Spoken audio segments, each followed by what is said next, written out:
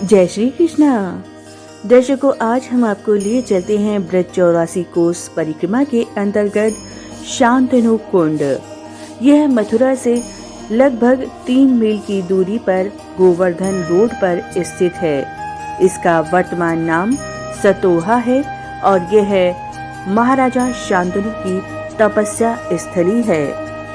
जगह पर यात्रा का ब्रज 84 कोस का दूसरा पड़ाव है।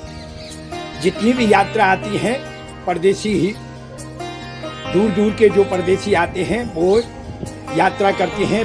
चाहे गाड़ी की यात्रा करो, चाहे पैदल यात्रा करो, यहाँ दूसरा पड़ाव है।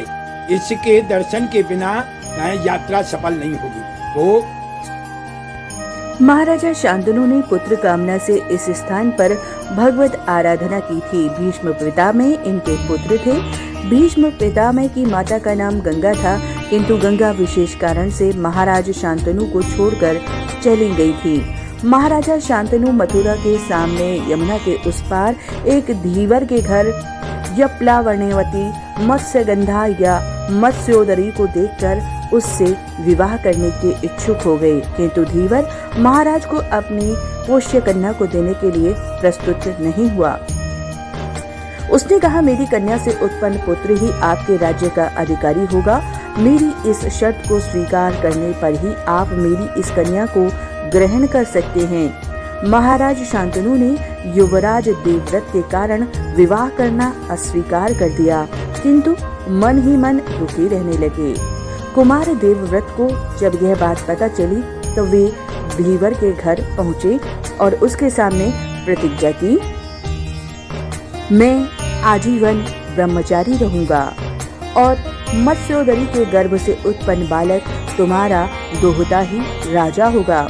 ऐसी प्रतिज्ञा कर उस धीवर कन्या से महाराज शांतनु का विवाह करवाया। इससे प्रतीत होता है कि महाराज शांतनु की राजधानी हस्तिनापुर होने पर भी शांतनु कुंड में भी उनका एक निवास स्थल था। संतान की कामना करने वाली स्त्रियां इस कुंड में स्नान करती हैं तथा मंदिर के पीछे गोबर का स्वास्तिक बनाकर पूजा करती हैं। शांतनु कुंड के बीच में ऊंचे टीले पर शांतनु जी के आराध्य श्री शांतनु बिहारी जी का मंदिर है।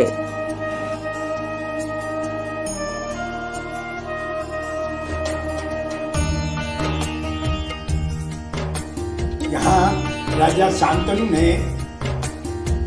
10,000 वर्ष तप किया। तब करते करते काफी जब समय हुआ तो उनके तप से ठाकुर जी प्रसन्न हुए और वरदान दिया पुत्र का।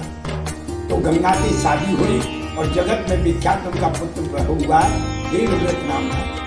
आगे चल के उसी का नाम हुआ भीष्म पितामह। तो यहाँ की विशेषताएं आज भी इस कुंड की, और इस ठाकुर जी जो दर्शन कर रहे हैं आप, इस ठाकुर जी का नाम शांतनु बिहारी है। कुंड का नाम शांतनु कुंड है।